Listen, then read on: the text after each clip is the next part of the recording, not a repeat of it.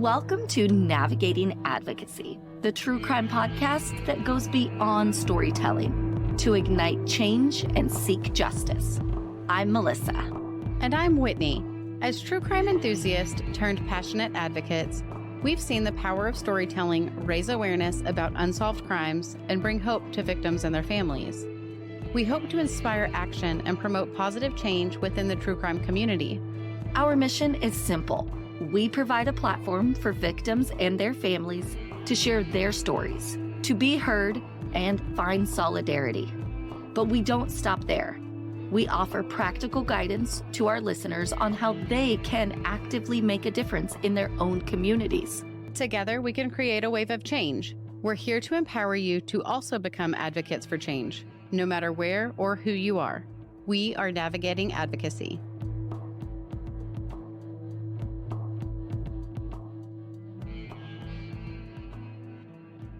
Happy Monday. Happy Monday. This is where announcements would go if we had any. ...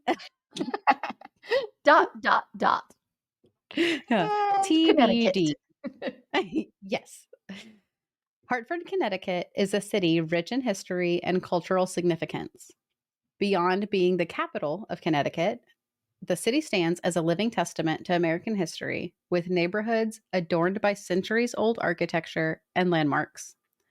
The Mark Twain House, the oldest public museum, the oldest publicly funded park, and the oldest continuously published newspaper all call Hartford home. So what I take from what you just said, a lot of old places, but like cutesy and quaint. And when I pulled up pictures, I was surprised at how urban it is. For some reason, in my mind, I think of downtown Boston with the original old buildings and brick-lined streets, and that's not what Hartford, Connecticut is at all. There's high-rises, there's skyscrapers. That's not what I pictured. I pictured a much older town. Okay, yeah, no, that's not what I picture. Or I guess I picture what you picture, and yeah, the brick walkways and tiny places, houses that are all the rooms are separate, like things from the 1800s, not high rises with you don't see glass or steel anywhere. Right, but and there's probably little pockets of this, the original places that they've kept, like they said, the architecture and whatnot. Mhm. But when I typed in Hartford, Connecticut and looked at pictures, the first thing was like these high rises. I was shocked. Yeah, no, that doesn't fit with what's in my brain. Redo it, Connecticut. Sorry, you messed up. It doesn't fit the picture in my brain. I don't like it. I don't like it. It is home to many festivals celebrating an inclusive environment and keeping the arts in the forefront of the community. Hartford is also known as the insurance capital of the world, as many companies call Hartford home. And here we get the high rises. Before the Salem witch trials, 11 women and men were executed by hanging. Alice Young was the first witchcraft execution in American history on May 26, 1647, in Hartford. Oh, wow. I didn't know that. Me neither. And I've been to Salem and have seen all of the Salem stuff. And I don't recall them ever talking about Hartford. Yeah, they're like, hey, by the way, it happened over there first. Yeah, been to Salem, and I just assumed it all happened around there, but not Hartford, Connecticut. This may be one of the first trials on the history records, but we don't discuss closed cases. And that's why we are navigating advocacy in Hartford, Connecticut. Leah Baskins was born January 15th, 1971. She grew up in Eastern Connecticut, and later her family moved to Fairfield County and then again to the New Haven area. She loved to care for other people and at one point mentioned taking a career in the nursing field. She had an artistic flair as a child and enjoyed writing poetry. As a teenager, Leah struggled on and off with drug abuse, and with the help of her father, entered a counseling program. She graduated from the program, and then at 19, she met Robert Ulbrich. Robert was the son of Fred and Joanne Ulbrich. Fred was the president of Ulbrich Stainless Steel and Special Metals of Wallingford and North Haven, Connecticut. The two fell in love and got married when Leah was 19 in 1989. They had 2 children, 1 boy and 1 girl. Leah loved being a mother and was madly in love with Robert, but the marriage only lasted 2 years, and they divorced in 1991. Joanne stated in an interview with a reporter for the Record Journal that the divorce took its toll on Leah. She relapsed and her addiction took hold. Leah's mother shared custody of her kids with Robert after the divorce. The Hartford Courant reported that this decision was because police found her home in subpar living conditions for the children, and drug paraphernalia was found in June of 1993. This caused Leah's addiction to spiral. Of course, there's so many things that are going against, especially someone that's super artistic and feeling like the poetry, that kind of personality, they feel very deeply, which then can translate to wanting to stop those feelings with the drug use, and especially through a divorce and the children being taken. It's I cannot even imagine the pain she must have been in. In the following 2 years, Leah had a few run ins with law enforcement, mostly as a result of her addiction. One led her to serving 9 months in jail in 1994. By the summer of 1995, Leah was making significant efforts to stay sober. She voluntarily checked into the Stonehaven program in Middletown, Connecticut. She successfully graduated and developed an after program plan. Leah regularly attended Narcotics Anonymous meetings and was residing in a halfway house for recovering female addicts in Springfield. She was thriving. This is amazing. Just to overcome this, know she needs help, get the help is phenomenal. Like, so many people can't even, like, realize that there is a problem, let alone get the help and start that process of recovery. She had dropped out of high school as a teenager, but after becoming sober, she actively was working towards gaining her GED. Around October 19th, 1995, Leah moved out of the halfway house and cut ties with her family. They were concerned that she had relapsed. On October 29th, 1995, at 4:45 a.m., Bill Fleming was out making his morning route delivering the Hartford Courant when he passed a dark 90s model Nissan Maxima or Altima parked near the intersection of Locust Street and East Elliott Street. Inside, he noticed a male in the driver's seat hit a woman in the passenger seat. The woman, who would later be identified as Leah, started screaming for help. Bill turned around in an attempt to help her, but the driver forced Leah out of the passenger seat and peeled off down the street. Leah's arm was stuck in the seatbelt, and she was being dragged at a high rate of speed down the road. Oh my God. Bill sent a distress call to his dispatcher, who then phoned 911. According to reports, the 911 call came in at 4:50 a.m. The chase escalated to over 60 miles per hour, and Bill could no longer keep up in his delivery vehicle. Officer Martin Burke encountered the vehicle as it was driving along Wethersfield Avenue. He turned around and began chasing it as well. Unfortunately, the driver was able to speed out of view, but Burke followed the road to where he found Leah. I don't know how else to say this, but he was able to follow the evidence of her being dragged along the road to find her body. Oh my gosh. Leah was dragged for over 4 miles on the paved road before her arm came loose from the seatbelt. This created the largest crime scene in Connecticut history. Leah's body had trauma on over 80% of her body. In fact, they only were able to identify her by some tattoos that were remaining. She was deceased when Officer Burke found her lying on the side of the road off of Jordan Lane in Wethersfield. This area of Hartford, where they originally saw the car, is an industrial park, but it is also a known area where solicitation regularly occurred. Many people witnessed this horrific event. Along the 4-mile crime scene, residents reported hearing Leah's screams. Various other witnesses attempted to provide more information about what they had seen. One reported the car was a dark color, maybe black, burgundy, brown. could even be blue. Initial investigations led law enforcement to believe that perhaps Leah was meeting a dealer for drugs and that the male in the driver's seat attempted to push Leah out of the vehicle and her arm became tangled, and that's what caused her to be drugged. Reason why he killed her, and it feels like there was enough witnesses that this really should be solved. But he killed her. Like he could have stopped at any point knowing she was being dragged. This is absolutely horrible. As more witnesses came forward and the case began to form, one witness said they believed the car had a temporary paper tag. They also learned that a second 911 call came into dispatch as it was occurring. A woman utilized a call box on the corner of Weathersfield Avenue and Elliott Street. She only said that she had seen a woman being dragged by a car and then ended the call. Law enforcement was never able to identify this caller or speak further with her. They even put out a request to the public hoping to speak with her, asking for her help. Maybe she saw something else that she didn't realize was important. The temporary tag tip seemed to be the most promising lead at the time, and detectives pulled records of every paper tag connected to a Nissan Altima or Nissan Maxima in the state of Connecticut.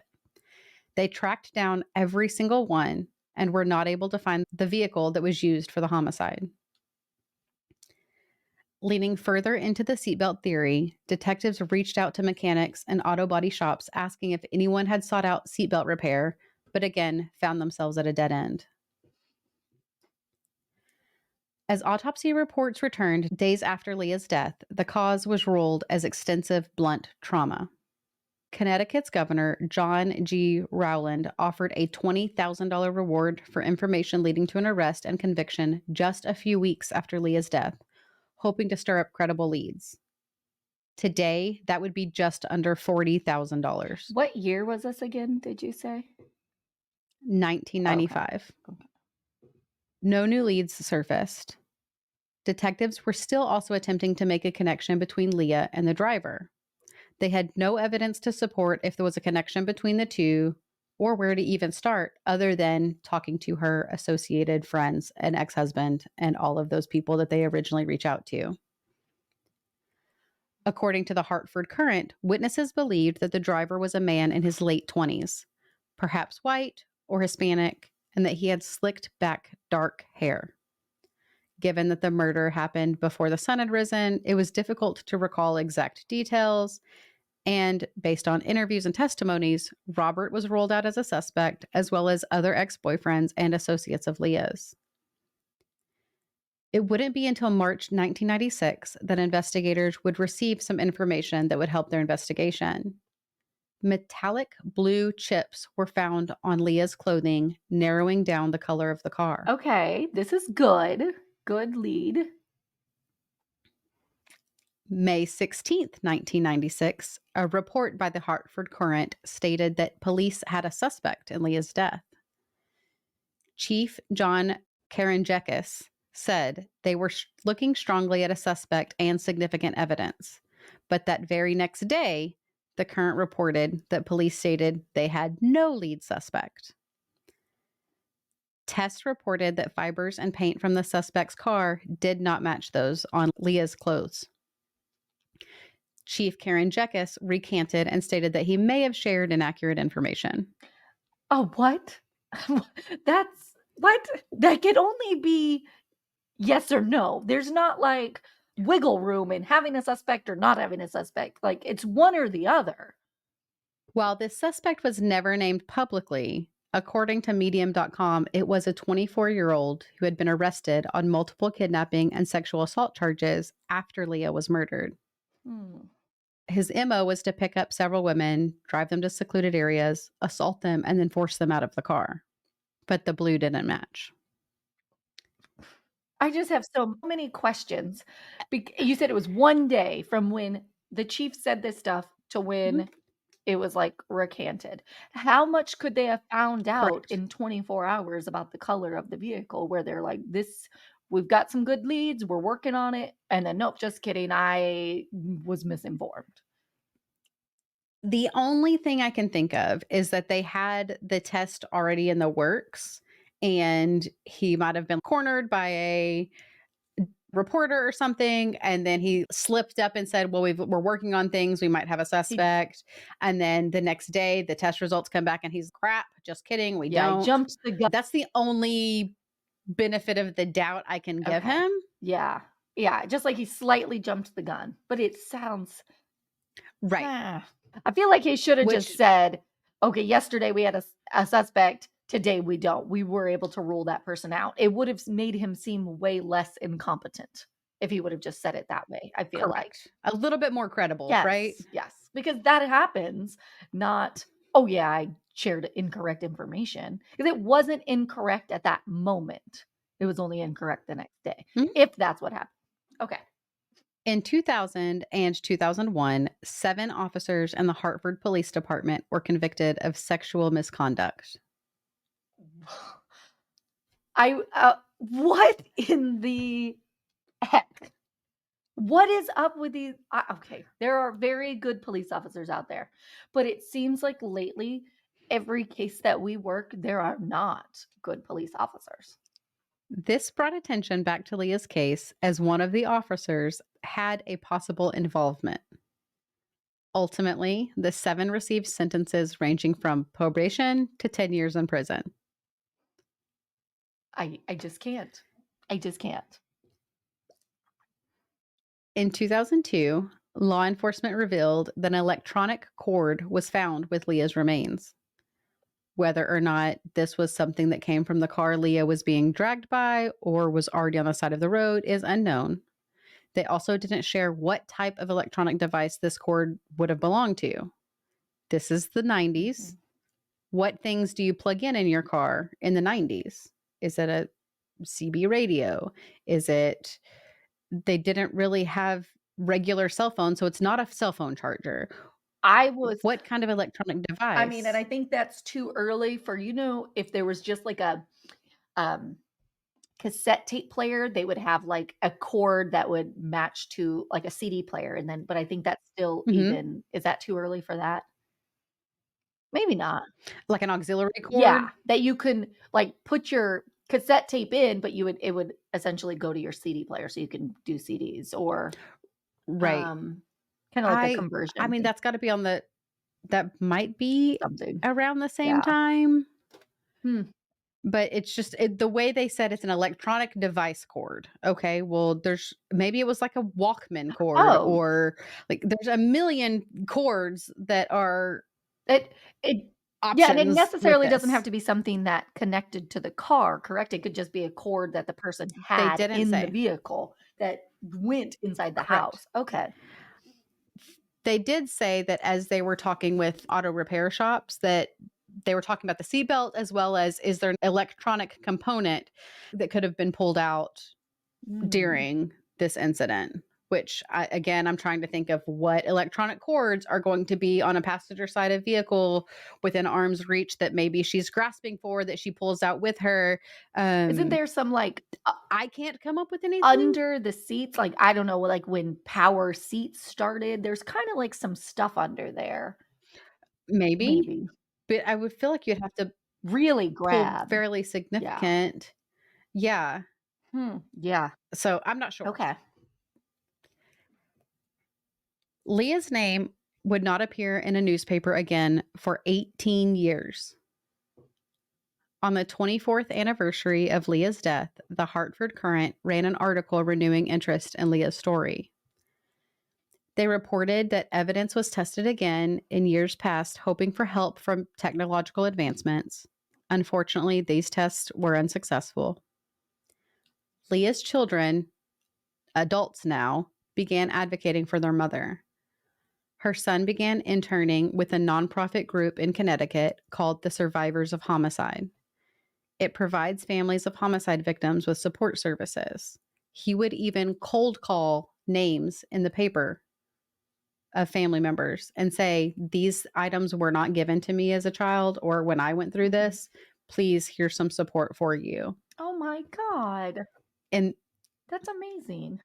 In that same article, her son stated that he realized that good could come from a bad situation. It brings people together and allows them to find support in one another. His sister credits her strength from the circumstances of her childhood. Leah's ex husband, Robert, passed away in 2001, and their children are still hoping for answers. They have started sharing her story more as a way to keep their memory alive. Law enforcement is still seeking answers. If you or someone you know remembers a 90s model Nissan Maxima or Altima blue car or similar body style, please contact the Hartford Cold Case Unit at 860 548 0606.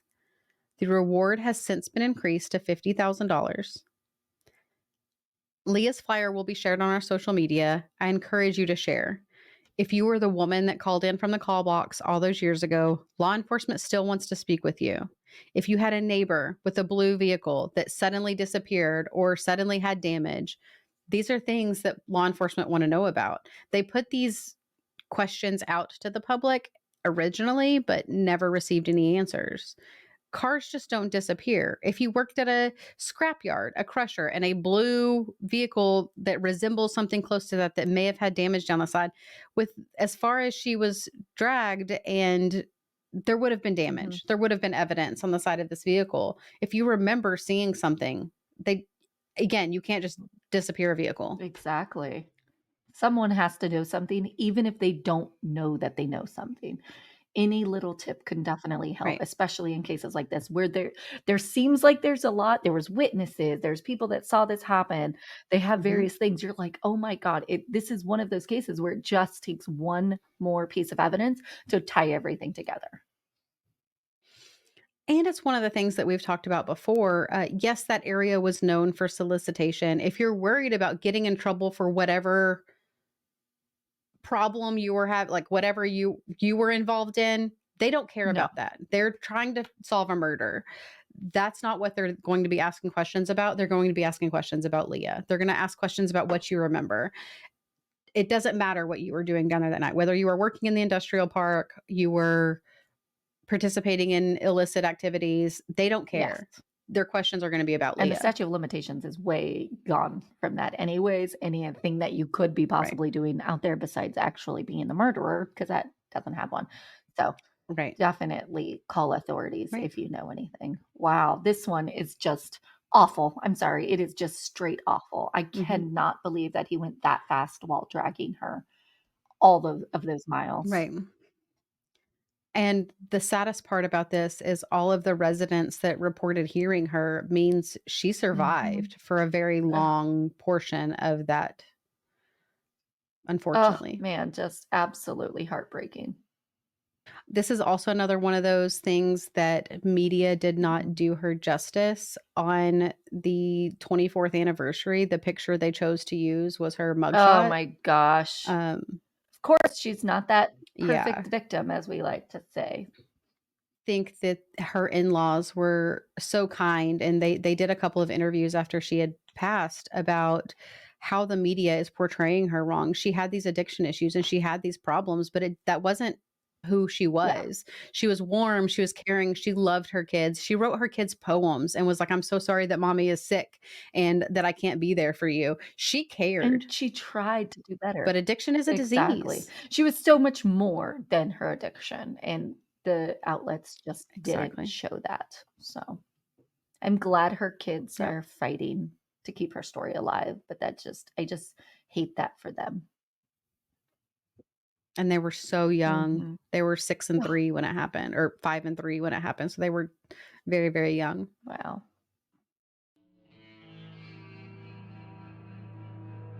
Just by listening to our content, you too are advocating for justice for these families. Thank you for making a difference in their lives as well. We want to share a few ways you can support us to continue our mission. You can become a Patreon subscriber for as little as $1 per month, or a simple rate and